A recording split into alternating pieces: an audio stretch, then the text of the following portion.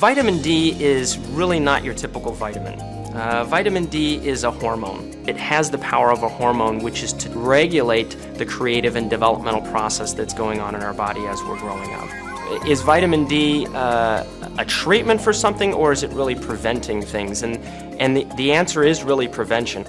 The word cure, everybody argues about whether things are cures or not cures. What we would like people to understand is that if you normalize your vitamin D, through what we know normalizes vitamin D, perhaps some targeted supplementation, but really lifestyle change, that you really can prevent a lot of diseases. And in essence, you are curing those diseases because you're never going to have them. Probably 90% of our vitamin D comes from sun exposure.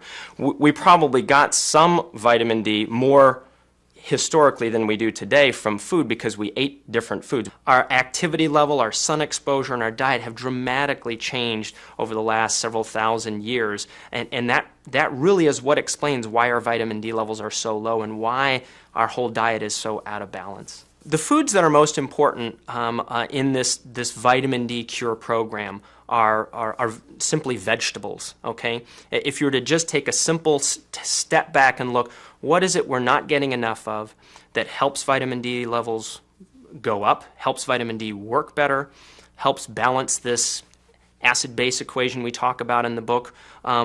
It's green leafy vegetables. I am a proponent of vitamin D supplementation because I think you can customize it to the individual and their blood level and their lifestyle, and it ensures that they're going to get enough vitamin D on a daily basis because the foods we eat just don't have a lot of vitamin D in it. They're important for other reasons in our diet, but they don't have a lot of vitamin D per se in them. Milk does not naturally come with vitamin D. Cows don't put it in there. We believe all dairy products have vitamin D in them, and in fact, milk is the only one that's required to be fortified with vitamin D, and cheese and these other dairy products actually have little or no vitamin D in them. And because vitamin D is so tightly associated with so many diseases, high blood pressure, diabetes, obesity, arthritis, autoimmune diseases, cancer, that really we need to take full advantage of understanding its role by measuring it in everybody and measuring it with some regularity. It is a blood test, and that's actually a good thing because so many things in healthcare are things that, well, you can't really measure it and the tests aren't that good. It's a blood test like measuring your cholesterol or checking your blood pressure. So it's a definable thing that you can go to your doctor's office, order a test, and get a result back and know whether you are deficient or not.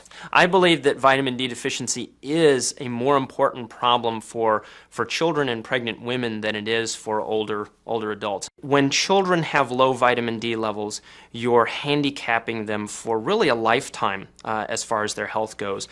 Without an adequate amount of vitamin D, they don't make strong enough bones and they don't make healthy teeth. And those weak bones are carried forward not just into later childhood, but into adult life. And that's probably true for autoimmune diseases. That may be true for some of our risk for cancer, obesity, diabetes. All of these diseases, when our body is developing, not just as a child, but in utero, when we're in the womb, when we're in our mother's womb, vitamin D is influencing the processes that early in our lives, and the impact we will see later in life. The intention in writing the book was to raise the level of awareness about the importance of vitamin D.